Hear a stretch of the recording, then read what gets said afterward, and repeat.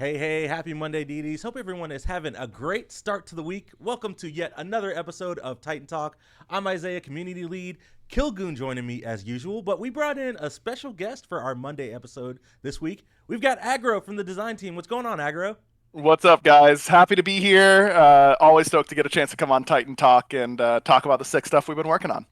Yes, absolutely. Well, we had a big patch, a big hotfix go out over the weekend for OB2. And we had a lot of smaller updates too. Yes. But yeah, there was one really big one. But go for it. One really big one that we're going to go over. Of course, OB2 launched a little bit earlier than we anticipated, but super stoked to get people out playing with Vulcan. Aggro, have you seen any hype Vulcan plays? I have. I've seen a lot of Vulcan solo dominating with the turret setup. I killed someone yesterday who jumped on me when I I think we might have lost Aggro. The Vulcan players were too opened hype. my Inferno cannons, There we go. let my turrets do the work, and it was a little toxic, but very fun. Oh, Yeah, did I lag? Aggro- Unlucky. yeah, I owned you Vulcan's. lagged out. Vulcan's great. There you go. There we go. Okay. Cool. Well, it looks like Aggro is back in action. Just a little bit of a blip, but he's back here. Let me go ahead and pull up the handy dandy laptop, and we'll talk about that hotfix that went out. So first of all, a lot of bug fixes. Under general, we fixed an issue where all auto buy builds that included Sundering Axe were not functioning. That's a big one. We fixed the HUD color preset resetting whenever you entered a match. So if you're switching to those blue and yellow health bars, there's an issue to where it would default back to red and green. So that's fixed. We fixed zooming in and out on the God camera while you're in the item shop. We fixed an issue where SMITE 1 Mastery Badge was showing the wrong Roman numeral when you were above Mastery level 10. We added a bottom right callout that on the mini ability screen that can be opened with the control menu, just to make it more apparent that that menu actually exists and you can access it with control. Yeah, and especially for new players, we explain in the arena tutorial that you can push control or the appropriate button on console, which is D-pad up, to open that at any time and see what your abilities do. But new players start the game on auto level, so they don't get the text in the middle of the screen that says, you have an ability to rank up, push the control button to open the screen and see what they do. So we were getting feedback that some new players just couldn't figure out how to figure out what their abilities did. And we were like, okay, we should put something on the screen always, just so there's that reminder of push button, see what it does. Cool. Next up, added various localization updates for various different languages. Alex, I know there's also another issue that the team's currently looking into, specifically for Spanish, not being able to see that Spanish language whenever you've got your system or Steam language set to that. So that's something the team's looking into. Steam, it seems to be more Steam focused. If you get into that situation, definitely try, if you right click on Smite itself and then pick select the language. It seems like for most people are able to make it work, but there are some people who it's not working. Yeah. So we're trying to figure out why that is. Cool. We also fixed an issue where PC gamepad players will now get defaulted to the split item store as their first option, just because we know that's what controller players are the most used to, especially if they played Smite 1. So whenever they open Smite 2 for the first time, if they're playing with controller, that's going to be the experience that they get. Yeah. Previously, it was picking what default means based on your platform, where now it's doing it based on your input type. So if there's a controller plugged in, it will show you the split, which is useful for people like me who go back and forth between controller and mouse and keyboard on PC, because I'm testing stuff a lot. So now I can just switch the input and my store will switch automatically. Yeah.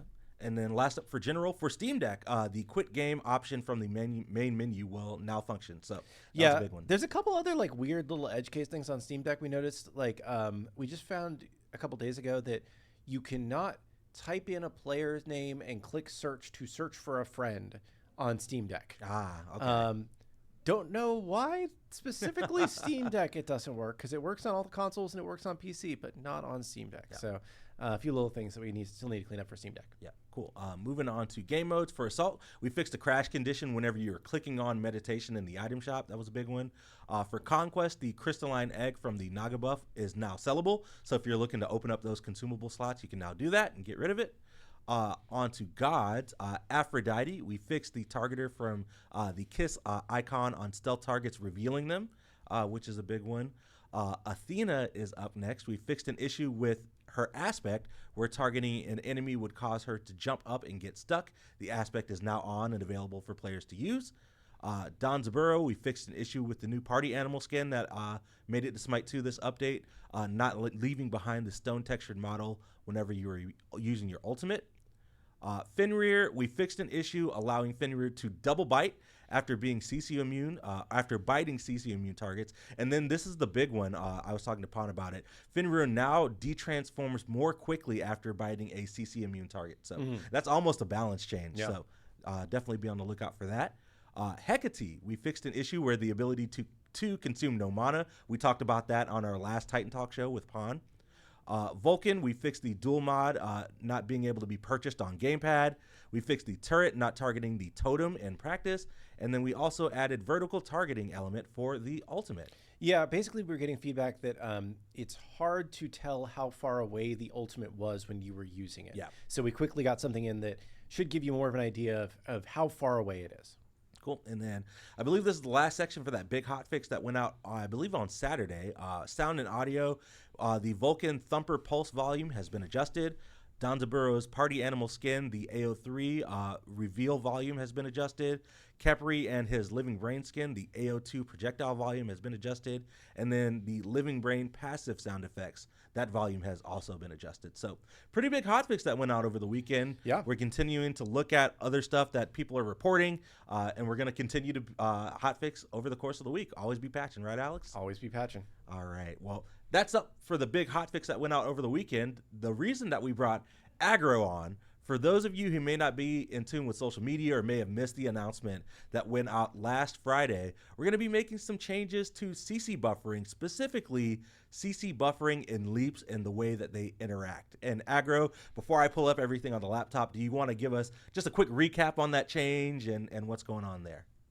Sure. So, we saw a bunch of Reddit threads kind of pop up last week talking about, hey, here's a weird interaction with a leap and a buffer, and they all got a lot of traction. And a lot of the feedback that we were hearing was, it is really frustrating to have your crowd control get buffered by a leap, because even though the duration is still going, by the time they land, obviously they're going to be out of range a lot of the time.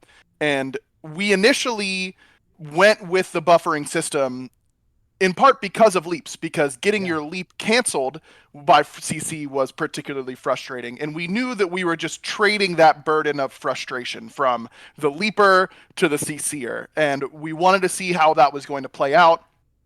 The community sentiment has pretty clearly been, for right now at least, that they preferred the old frustration, which, yes, it stinks to get pulled out of the air, but the leap is a very powerful type of ability, and we should not just make it universally better.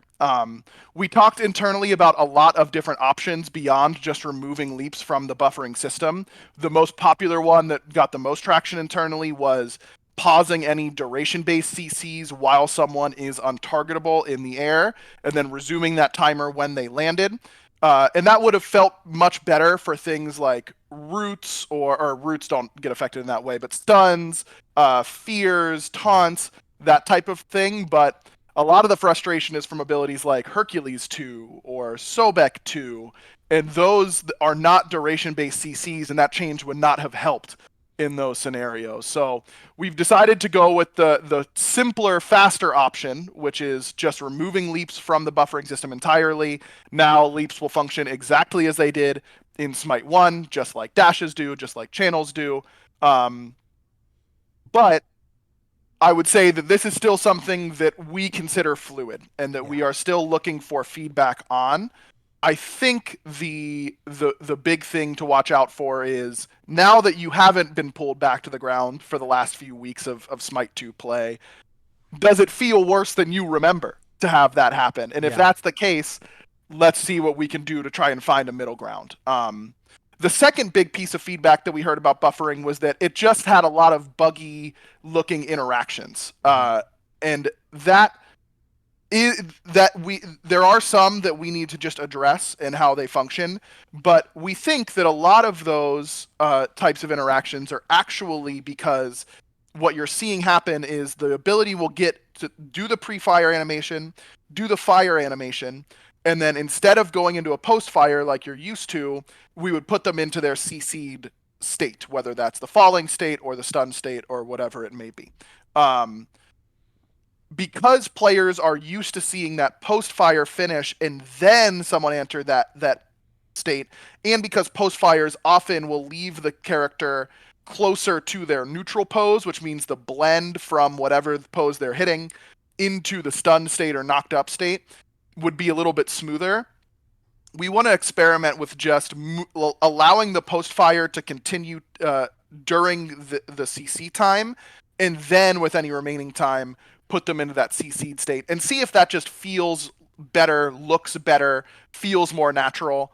And just like the leap change, if it doesn't, then we have a good amount of options to adjust. They might not be as quick, and it might take us longer to do than what we were able to react with here. But we felt like this was an appropriate next step in the experimentation phase here of buffering. Yeah. So TLDR leaps. I'm not sure if we have like a hard date for this patch to go live, but we are targeting this week to push this update live to live servers, where leaps will be excluded from the buffering system and interact just like dashes have with CC buffering since its implementation in SMITE 2. And then the other point is that God animations will not complete their post fires before they enter the CC posture state. And like Aggro said, we're going to be keeping an eye on both of these changes. This is not the end. This is not the one and done thing. And this is how CC buffering is going to be forever after this change. We're going to be making the change live, monitoring player feedback, talking with all of you, talking with the ambassadors, reviewing Reddit threads and Discord, just to really figure out how you all are feeling about the system after these changes and continue forward with adjusting the CC buffering after that. Yeah, if you're watching this show, you know the way that we make games. Yes. And we don't say, here it is, it's done, we're not touching it again, right? Everything that we do is a very community-driven, iterative process, right? And I think before we even shipped CC buffering in the first place, we were like, hey guys, here's the system. What do you think? We're going to roll it out and try it. And we rolled it out for like a day, and everybody's like, oh no, this is great. And we just recently, after people have been playing with it for weeks, started to get the feedback of, hey, leaps feel wrong with this system, right? So this is the first pass at trying to make them feel better, right? I will say, we'll test it for a little while. We'll see how it goes. There are some situations that arise, though, where they're 60-40, you know, and it's like, if you are a CC'er, you probably will like this change. Yeah. If you are a person who plays gods with a lot of leaps, you'll probably like this less, right? Because you can't get out of stuff as easily. I think that from an objective standpoint, leaps were really, really strong with CC buffering. So I think that this is probably a good step to see how this plays with everything else that's a benefit from CC buffering still in place, just not leaps. And then we'll say, hey, how do we evolve it from here? Do we need to bring it back in some ways? I think one of the big things, though, is we want to make sure that it is a consistent system across everything. And it's not, there's 8 million little edge case rules that you have to learn as a player about how the system works. Right now, it's pretty straightforward. It's like, doesn't work on dashes, and now it doesn't work on leaps, right? Like, other than that, I can explain it in a sentence. And if it starts being like, well, it works on Izanami's leap, but it doesn't work on Ullr's leap, and it works on, that just gets mind-bogglingly complex. A lot to keep track of. And SMITE is a complex game. It should be complex, but there's a point where complexity becomes too much, right? And it's always hard to know when you've gone that too far, but players will certainly tell us. And I think that trying to understand a different interaction with CC buffering on every ability in the game is definitely too far. Cool. Yeah, I think one of the things we heard a lot in reaction to this change was, what's the point of CC buffering now? And I think that there's still a ton of benefits to having CC buffering in the game, even if it's not interacting with leaps anymore. I think the game has felt smoother, more responsive. You have more counterplay to CC. All of those things that we were looking to add, I think, are still there.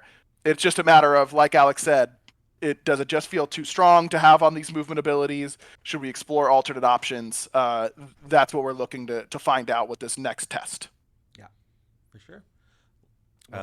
We are in the process of lowering Aggro's volume. So, I'll move my live production. Okay, say something, Aggro. It's lowered, surely now, right? Yes, you are a little bit lower. Yeah, should be good. Chat, can you still hear Aggro? We good? Yeah, hopefully. I can keep moving it farther. No, I think we're good. Yeah, that's good. Okay, okay, cool. Chat says better, much better. Awesome. Okay. Thanks Sorry, so much, I'm Lewis. a projector. I Yeah. project. Yeah, you My should hear him wife in real doesn't life. give He's I a- know, all the right? time. Gosh. he It's makes me true. look quiet. Oh, sweet. Well, Yeah. I almost forgot where we were at. We were talking about CC buffering. Change is going live at some point this week. We'll be sure to be extra communicative about when this change goes live via Discord, social media. And if you all want to go back and review that post from Aggro, it is live on all of our social media channels. It is live on r-smite. I posted it on Friday.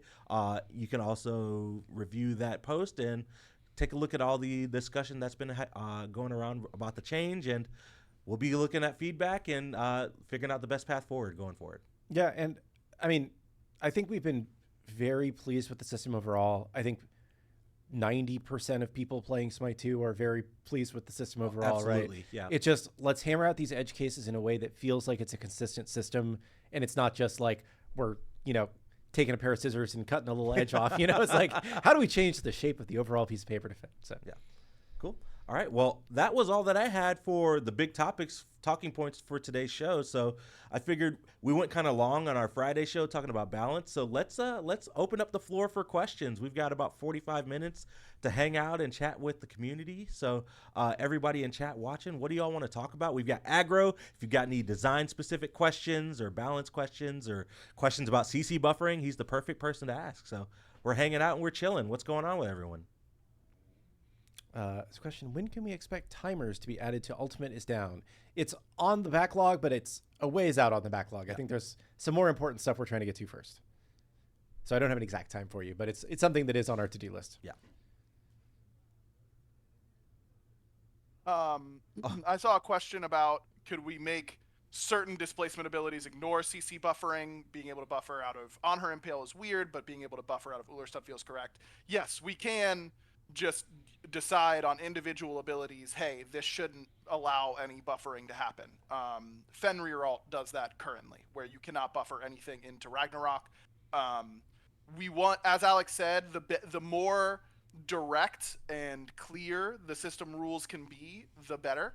But we are also open to doing that on an individual basis.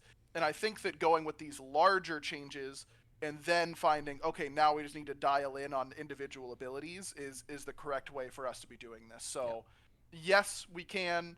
We want to save that until we feel like the overarching rules are a little bit more solidified, and then we can get down a little more nitty gritty when we need to.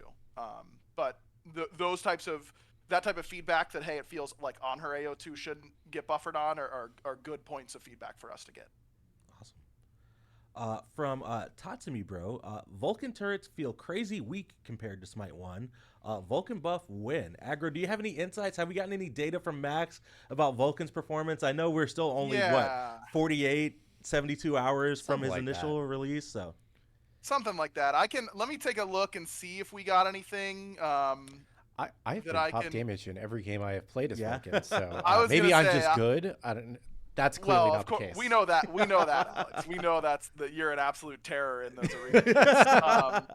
I don't think our latest numbers that were shared with me have Vulcan in them. I will say I'm a little surprised to hear that feedback, because watching a lot of, especially solo lane Vulcan and in the aspect and going with the tankier turrets and just kind of setting down your field has felt pretty strong to me, but maybe the player is playing full intelligence and then it doesn't feel quite as good. I think that's part of the fun of Smite 2 is that we're giving players more options, which means that sometimes those options might not be as good, but can we think about using this in a different way and pulling out a little more efficiency from it? Yeah. So speaking of options, I'd encourage you to try. Vulcan has so many options. So like depending on what your mod layout is looking like, how you spec during the game, I guess it could have various different levels of impact from what role you're playing and how much damage you're doing. So we'll keep an eye out on Vulcan for sure. Latest guide to release to the Battleground. As soon as we get some numbers in, I'm sure Aggro and the design team will be taking a look and figuring out the best route forward for him. Yep. Are we happy with the performance of active items? After months, I'm still not used to them, and I think it would be better to rework them into passives. I think overall we are very pleased with the performance of active items. I think that a lot of really interesting new interactions have come into the game as a result of them. And I think that we've still kind of only scratched the surface of what an active item can be as well, right? I think that we have a lot of ideas of things that we can do that are other interesting active items going forward. If you are only buying one active item in a build, then it should feel pretty much like Smite 1, because you had 2 relics in Smite 1, you have 1 relic in Smite 2 plus 1 active item, right? But there's just kind of more choice in when you want to get that and what effects you want to get, because by default we can have more active items that do more interesting things than we could with relics. If you buy more than 1 active item, then yes, you do have more buttons than Smite 1, but you are also kind of opting into that yourself. So if you don't want to manage having extra buttons, you don't have to do that. You can just build more passive stat stick items. And the passive stat stick items are also just really good in Smite 2, right? Like, you are not, unless your name is PBM and, you know, like you are not going to be hurt that much by not building an active item. And you may actually be benefited from not building an active item because it's a button you don't need to worry about to get the maximum value out of, right? So I think active items are good. I think just, keep playing with them. Don't try and like overdo it. Like some people feel like because I can build 3, I need to build 3 every game. You definitely don't need to do that. You don't even need to build 1 in some games. Some games I don't, and I'm happy with my build. And other games I only need 1, right? Even when I'm playing support, like I probably build fewer active items than like pro level supports, and I'm able to do just fine, right? But it's letting me choose the way I want to play. Cool. Oh, here's a fun one. Is there any way to moderate Steam reviews?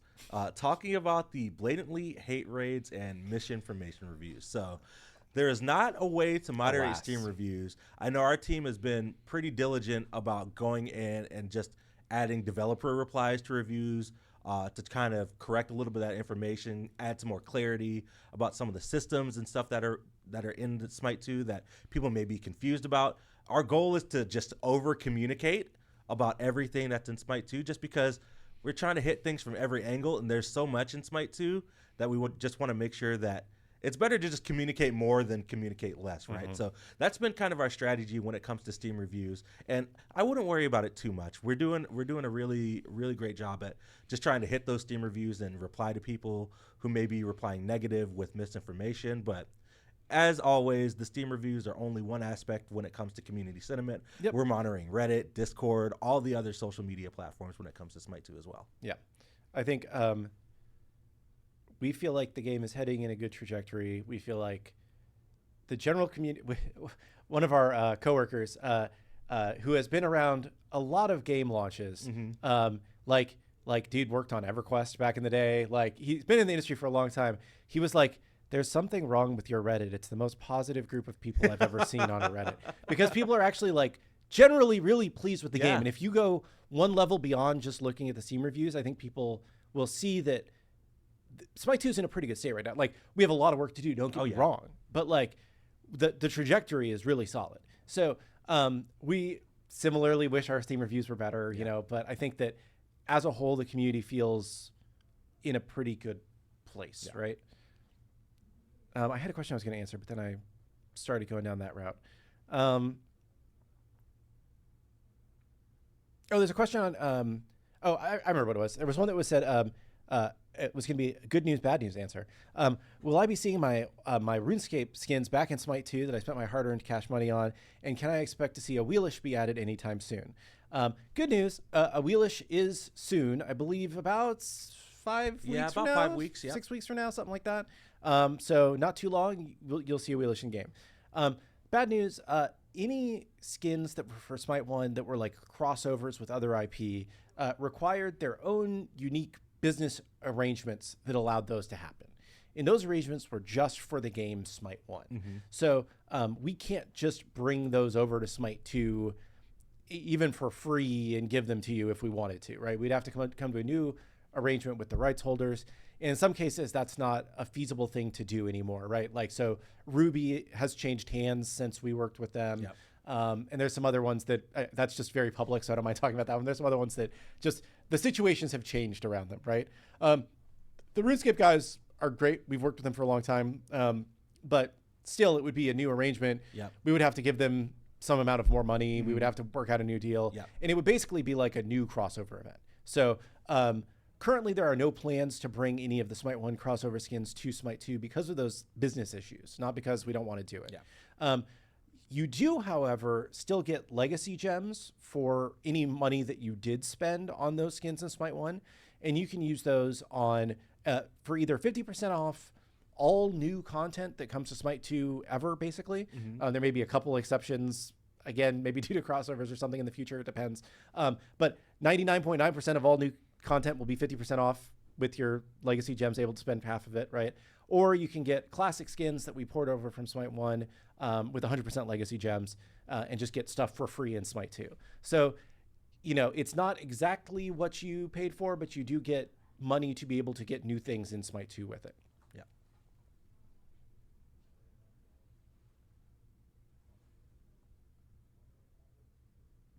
I saw a question earlier that I haven't had brought up to me recently, which is, are we still against adding protection auras to the game, which I think is interesting. I'm interested in hearing what the community thinks, because I'm a believer that not having protection auras has been really good for multiple reasons. It's made support itemization much more interesting and much more flexible.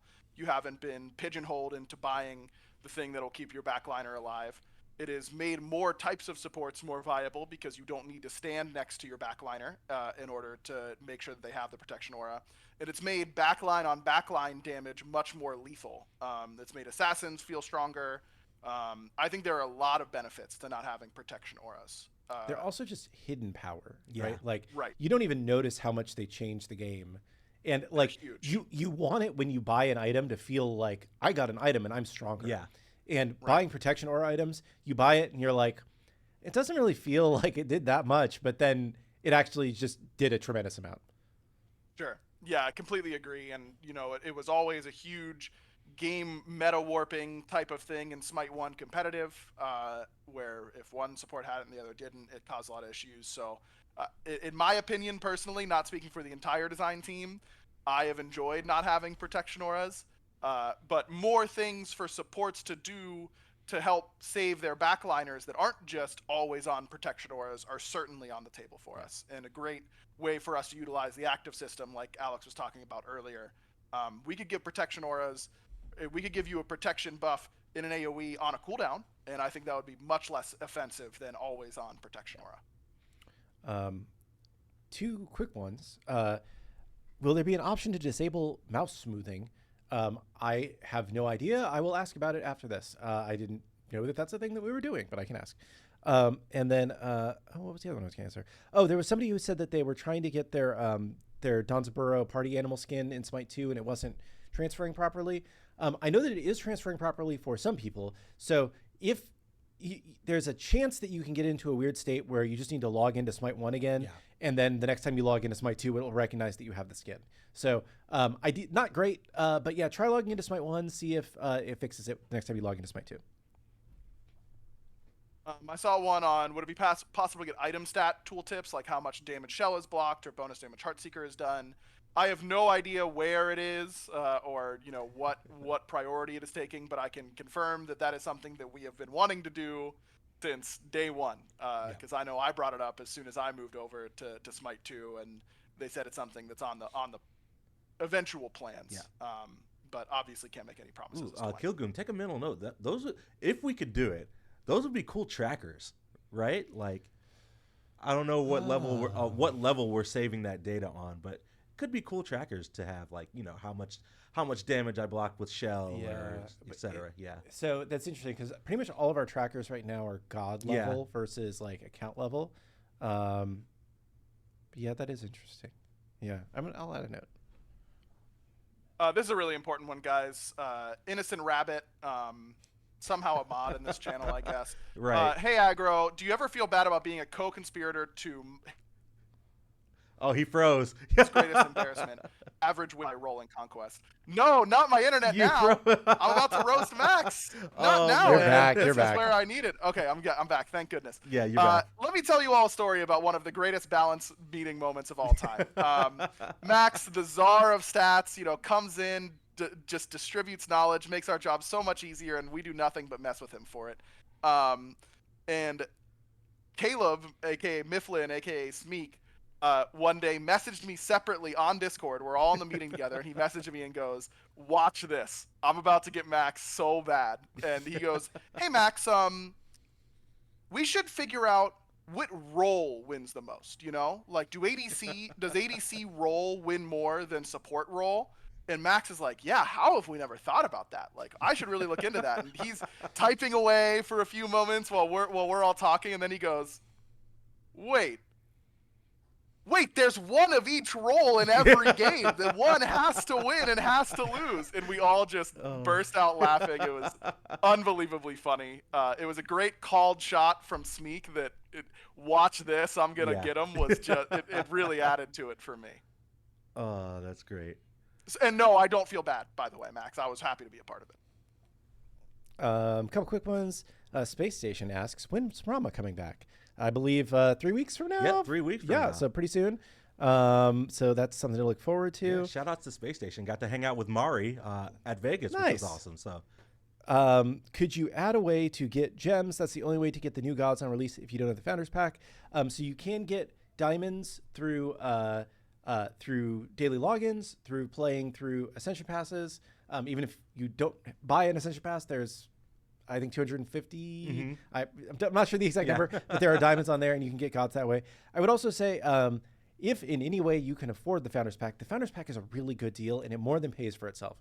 Because as you level to level 50, you will get 100 diamonds every level. It's 5,000 diamonds, which is about like $35 worth of diamonds for the $30 of buying the Founders Edition. Yeah. So really, we want to encourage players to buy the Founders Edition. I know that it's like it kind of sucks that I don't get to play the new character with my free god token the week they come out, but it's maybe our kind of mean way of pushing you slightly towards, hey, buy a Founders Edition if you want it now. We really don't expect people to buy gods for, the diamond or the legacy gem price at that point in time. I don't know if you have played Rainbow Six Siege, but I used to be really big into Siege a couple years ago, and they have you have to buy their season pass every year for like $40 a year. And with that, you get I forget if it's 2 days or 2 weeks early access to every new operator when they drop. And that's the only way to get access to those characters for that period of time is to buy the thing. So we didn't want to be quite that restrictive, but we do think that it's a reasonable benefit for Founders Edition owners to make you have the character a week early versus people that are using the free god tokens. Yeah. And I see somebody saying huge props for, I can never say Dale's handle, Xenon. Oh yeah, Xenon. I think this is probably actually just Dale's alt account. Oh, nice. Yeah. Twitch the thing itself. But no, I will pass that along. Dale is great. I was talking with his wife, actually works here too, and I was talking with her this morning, and she said that all weekend he was sitting on the couch on his laptop fixing people's accounts, just all weekend. So I appreciate all the hard work that he's doing at every. Absolutely, yeah, he's been crushing it. I saw a question that I was gonna throw to Aggro, but it's gone now. Sorry, I was moving too fast. I was talking too long. I always do that. It was about flat pen and bringing back flat pen. Aggro, any thoughts from the design side? Yeah, I think there's obviously a space for flat pen. Right now I think it's only on the Smite 1 evolved items. I think that the thing about flat pen is you need Pon to sit you down and talk to you about how OP flat pen is to understand that it's basically just like whatever number flat pen it is. If it's 15 flat pen, you should really read that as like 75 power or something like that. It's kind of the effective math on how it works. And we kind of designed ourselves into a corner a little bit in Smite 1 by adding so much flat pen in to a lot of different things, and it really skews the early game power curve of protections per level, and then that's kind of what makes protection auras necessary, and it's really all game design things are this cascading effect of effect and reaction and all this kind of stuff. Flat pen is something that I think we should be exploring how we can do it safely, but I don't think that we should just slap 10 flat pen on a couple items and call it a day. It should be measured and intentional with where we're going to add it, if we are going to add it, because I don't think we need it to be a stat. There are a lot of different ways that we can achieve the same thing without it having so many potential knock-ons. But it's also something that players know and are accustomed to, and is pretty direct and fairly easy to understand how effective it is. So there are a lot of upsides to it too. I would just say it is not something that we are just taking lightly. That we'll just toss 15 flat pen on something and call it a day. Real Zoso asks, any updates to when the API will be available to developers? I know there are many people who supported SMITE 1 through apps and websites that are eager to continue to support. I am fully aware that there are a lot of developers out there who want API access. I'm going to quickly explain why we don't just have everybody having API access, and that'll answer the question. So SMITE 1, Paladins, Realm Royale, those games were built on the Gen 1 Rally Here architecture. Which basically, Rally Here is the backend that is all of our servers and all of our database, and does matchmaking and does everything to make the game work behind the scenes, right? And those games had the concept of an API from the start where we could give that information out to people and they could build things around that. Since then, Rogue Company, DKO, SMITE 2 are built on Rally Here Gen 2, which has never had the concept of a public API as part of it existing, right? So even like Rogue Company never had an API, DKO, though it didn't live very long, or never had an API. And so we've been saying for a while internally, we need to find a way to get an API. We need to find a way to get an API. We signed this agreement with Tracker.gg, I don't know, early this year, early last year, I guess, because it's early this year now. Early last year to basically just be like, let's go through the process. Let's figure out like what you could potentially do to onboard somebody to using an API in this way. And basically to make that work, we had to give them a lot of access to our backend, more so than we would be able to, or be willing to give, average community people to be able to pull from, right? Because theoretically, if they were a bad actor, they would be able to like potentially take down our servers. They'd be able to pull information that we normally wouldn't expose in an API. And there just really wasn't a clean way of doing this, right? Mm-hmm. So that's why they are the only people who have API access right now. We're currently talking with them and thinking through some other things about like, is there a way we can extend the API to where it is usable by anybody who wants to make a site or a web or a app or whatever, bot, or a Discord bot, using that information. And I've been talking with them about it, I don't know, for like a couple months, about like maybe they could act as like a middleman, that they're running the API, like they have the exclusive rights to like pull the data from our backend, then they put it into their servers, and then they run an API for everybody else. So that's one angle that we're pursuing right now. I don't have an update right now as to like when that could potentially go live, but it's something we've been investigating. Yep.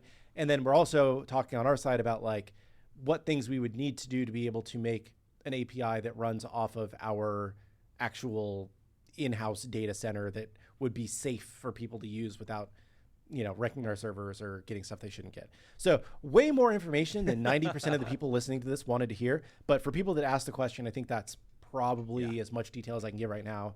Hopefully we'll have a solution relatively soon. It'll probably be through Tracker Network would be my guess. TLDR, we are in active discussions to get something up and running for our community devs, just because we know that's a space, especially in the SMITE community, especially in SMITE 1, that has seen a lot of fruit come out through it, and that's something we want to continue to support. So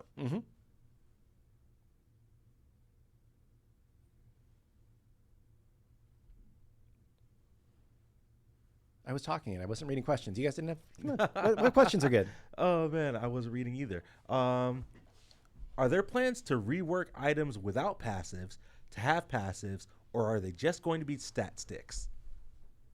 I think there's some value to just having some stat sticks.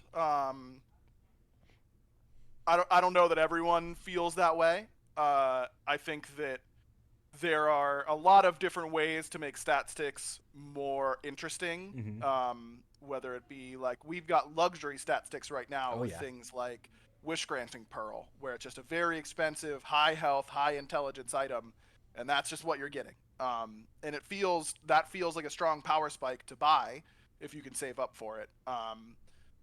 I wouldn't say we are going to commit to making all items have passives. We might at some point, but we also might not. We might leave some items to be stat sticks. Community sentiment and our feedback on that is going to drive a lot of that. I'd say if the community says they don't like stat sticks, we'll have less of them. If they like having some simple options, they just know exactly what they're getting. They don't have to think about how to interact with it. Then we can keep them and or make more of them. That feels like something that should be almost entirely community driven. I will agree with the random chatter who says that I miss Pridwin not being inactive. I liked the push alt get shield thing. I thought that was a fun mechanic. There was also a question. I have seen a lot of discourse around Golden Arrow. Is that what it's called? Sharpshooter's Arrow. Gilded Arrow. Yeah. Is that maybe a little strong? Like, how are we feeling about it? Yeah. Okay. All right. Yeah. That's all you need to know. All right. That's all we gotta say. Listen, sometimes it happens. Okay. Sometimes it's a little busted when we release it. I would anticipate a balance update to Gilded and or Sharpshooters sometime in the near future. Would be my guess. Yeah. Well, and I will call this out just because yes, it's strong, but we talked about it even in Smite 1 for items specifically. It's really important that the item be good. That way it gets picked up. That way we get data to better inform us on the balance change, right? Just because there's so many different items in the game, it's hard when an item comes out and it doesn't get picked up, and it's harder for us to use that data to better buff it. So, hey, we're glad that it got a lot of play over the weekend, but we're definitely going to be taking a look at Sharpshooter's Arrow for sure in the next balance patch. Why did we decide to cap active items at 3? I have a lot of reasons for this. The main reason, though, was going back to kind of what we were talking about earlier. People felt like because there were 6 slots that they were going to end up with 6 active items in every build. And the cognitive load of thinking that I was going to need to manage 6 additional buttons was just overwhelming to people. Yeah. And just saying, no matter what, you're never going to have more than 3 active items was a huge like weight off the shoulders for the community, where they're like, oh, maybe I can play this game. Maybe it isn't going to be an overwhelming level of complexity. And when from the start, we've been feeling like you're probably going to build like 1 active item most games. Maybe you'll build 2 some games, obviously supports sometimes we need to build more than that. But I think it's too much to have to think about the possibility of maybe needing 6 active items. Yeah. The other more practical reason why we made the change from very early alpha when it was 6 active items, potentially 6 active items, was we added dedicated slots for consumables back. So we needed to reserve the buttons for consumables again. And there's only so many button mappings, especially on controller, that feel workable. Yeah. And I would say even the 3rd active doesn't feel great on some controller mappings. And we're still kind of thinking if there's a better way to go about that.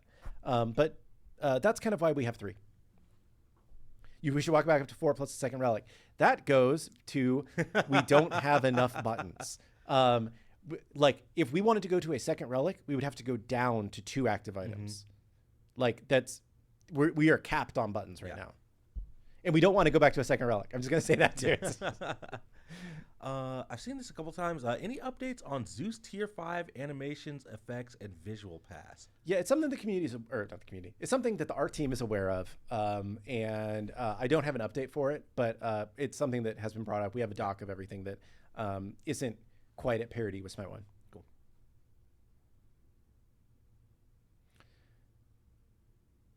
Why do I get 6-minute arena queues when I play with my friends? Max, are you still here? Right. You should talk to Cause I Am and see what's going on. Max immediately closing out the I stream. know, right? I am not here. There was a question I saw earlier that I was going to answer, but I didn't get to, with like, hey, will we ever have count up queues again where once it gets to 5 minutes? There was a Reddit thread kind of in conjunction with this change about bringing back the accept decline pop-up for whenever your queue pops as well. Yeah. So I would say the way that matchmaking works now is fundamentally different from the old count up queues, right? So that would be just a different way of doing things. And overall, I think the current system is largely producing better matches for the majority of the player base. If you are at the top, 5% or the bottom 5%, maybe it's not quite as good and we're still working on that. But for the vast majority of the player base, I think you're probably getting better matches right now. The accept decline is an interesting one. I was actually I was on Paladins when we took it out of Paladins, and what we found is that very few people like it. I'm trying to think the best way to say this. It can take a little while for people to get used to it not being there. Yeah. But once you don't have accept decline, then the time to get in a match is lower on average, and there's actually fewer failed lobbies because people know not to queue until they're ready to play a game. So there may be still people getting used to that right now, but overall we think it's better for the long term, where it's like, if I click play, I know I'm going to be in a match probably in the next 2 minutes unless I'm playing ranked. And once it's there, I'm going to need to pick and ban, or I'm just going to need to pick my god, and then I'm in the game. And it's not this constant, like, someone declined the queue. Wait, someone declined the queue. Wait, right? It's actually quicker to actually get in match, even if it doesn't feel like that when somebody does dodge in picks bans because they forget to pick something. Yeah. But what we found is that, like, the rate of people not picking in pick bans did not actually, like, go up when we did away with accept decline in Paladins, at least. So, yeah, cool. I saw a question that I'd like to answer about moving Vulcan, Thumper, and Mulan flag into Aggro's the interact slot instead of a slot. My internet continues to grief me whenever I want to talk about something. This is insane. My apologies on that. Yeah, so talking about moving Mulan flag and Vulcan Thumper into the interact slot instead of a consumable slot. And one of the big reasons why is what Alex was just talking about with the active items is buttons that are available to us. On PC, you can unbind, jump, and interact and separate those and have enough buttons, it feels like. Because each button combination is at a premium on console, we are very hesitant to put gameplay effects that are going to be happening frequently on your interact key, because then you're going to play Vulcan and you're going to go to jump and you're going to place your Thumper. And then it's on cooldown, and then it feels really bad. I'm not saying we aren't going to do that, put something on the interact key that you can do like that ever. I just think that that's one of the biggest reasons why we are putting it in the consumable slot currently. And I think there's also something to be said about having some natural tension in you're getting an extra effect that other gods don't have. You've got a powerful thing, and part of the cost of that is that you don't have both of your consumable slots all the time. And especially with us adding things like Obsidian Dagger and the Crystalline Eggs and, Eye of the Jungle and all that kind of stuff, Cyclops Ward, that tension on your consumable slot, I think, is generally a good thing. There's obviously such a thing as too much tension on your consumable slot, and we've brought that up internally a couple times and made adjustments based on it. But knowing that you've got a powerful extra thing, but it takes up a consumable slot, I don't view as a design negative. I view it as a positive, as long as that thing is feeling worthy of your consumable slot. And I think that's a slightly different conversation than what the chatter had initially brought up.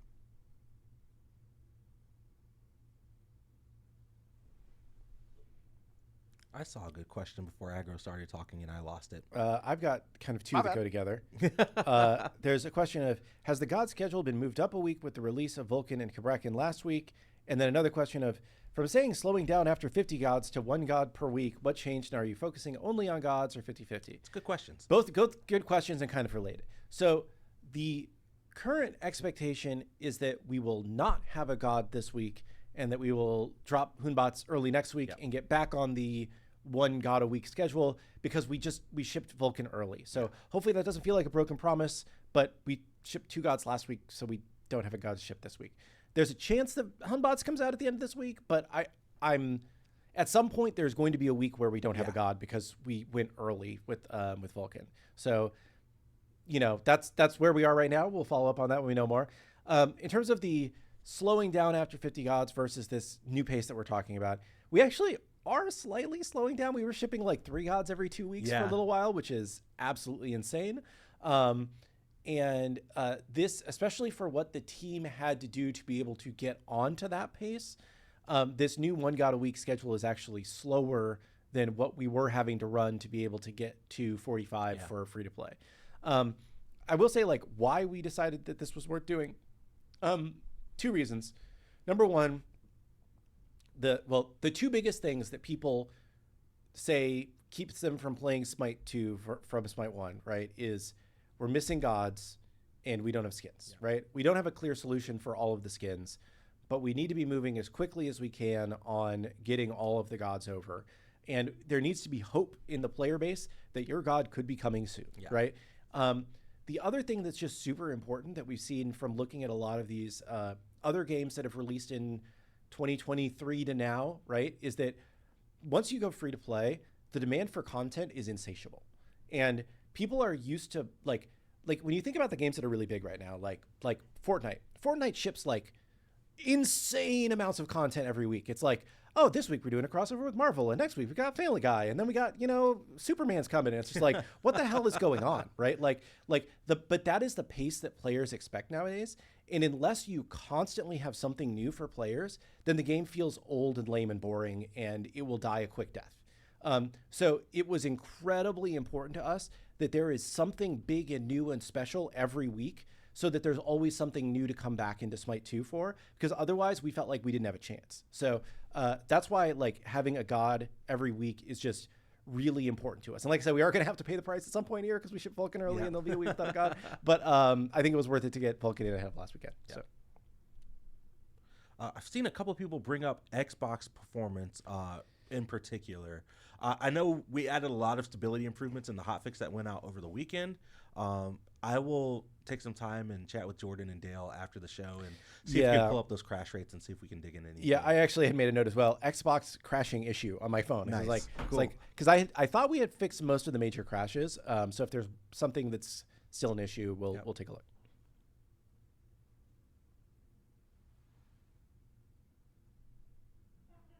Will we be able to sort items using multiple filters again, like selecting cooldown and penetration in the item shop, for example?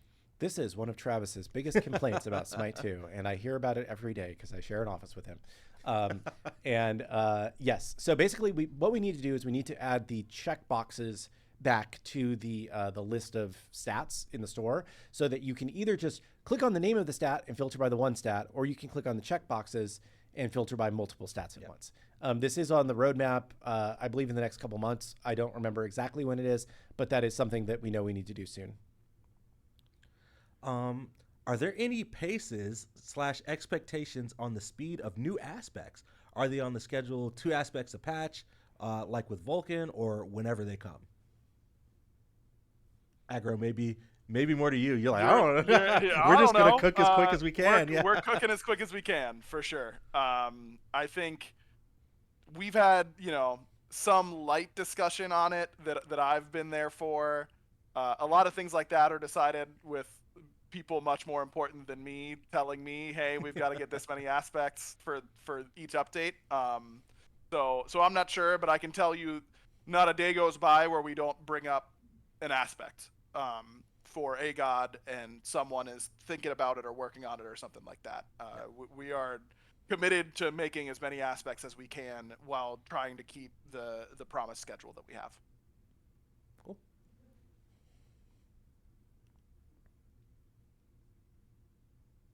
I see someone continuing to ask about the Zeus shield aspect. Look, you might think you have an ally in me, my friend, but you do not. I am a notorious Zeus shield hater. I call it the training wheels. You must simply hit your chain lightning on gods, and you will feel much better about yourself. I promise. It feels so much better. I'm a big fan of Zeus's current 2 in comparison to Smite 1's Zeus 2. Big on it. I apologize. I am not your ally in this fight. Just when you thought you could count on Aggro, he lets you down. Listen, Zeus is a risk-reward character. That's his whole shtick. That's what I love about him. The shield takes so much risk out of it. That's my problem with it. You got to be a gambler if you want to play Zeus, and that's how I like to live my life. I see there is a copy pasta in chat about is there anybody in the background working on polish? I mean, I think we're kind of just constantly working on polish. Like, it's not like there's 3 guys who are working on polish. Like, it's there's a million things on the stack, and we're going through them as quickly as we can, right? Yeah. So we know that we need to add more content because, like I said, the appetite for new content is insatiable in 2025. We know that there are things that we need to go back and add more and do better, right? There's a lot of UI things. There's we have other big new features on the horizon, like wandering market, right? Like polish is something that we're working on, right? And it's not just like Joe's in a closet working on the polish. They've got to tighten up the graphics on level 3 or whatever that old ad was. It's it doesn't really work that way. But yeah, we are constantly working on ways to make the game feel better. One of the big things we've been talking a lot about internally this week is just like the end of game sequence, where it's like when you finish a game and you win or lose, even with the new like animation of the Titan falling, it still feels very anticlimactic, right? It needs to feel more like triumphant, or what's the opposite? Is desultory? Is that bad? Sorry, I was an English major at one point. I should know these things. Yeah, like it needs to feel better, right? Yeah. So it's like, yes, we will continue to polish things as we see them be good. Cool. All right, we've got about 5 minutes left, and since we have a guest on the show, it's time for one more question. Aggro, come on, man. You gotta hop in on the bit. I'm sorry. It was online. I was lost last time. I've got no excuse. It's all right. It's all right. That's on me. Cool. So yeah, we're all gonna take one more question, and then we'll call it. So let chat fill up just a little bit more, and we'll get to it. What if you want to check Divine Legacy, but you're banned on SMITE 1? Oh no. That's a big issue for you. That's an issue with past you, my friend. That is, you gotta take that up with past you. I'm not taking that as my question. I just saw that one and it made me laugh. So,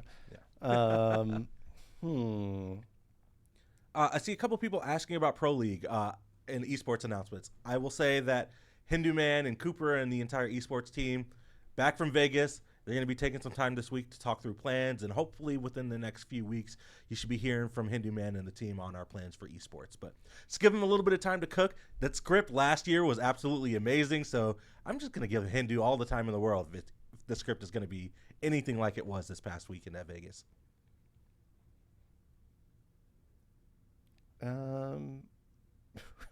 Aggro, do you hate Persephone? Do you hate Persephone? Dude, I love that question so much.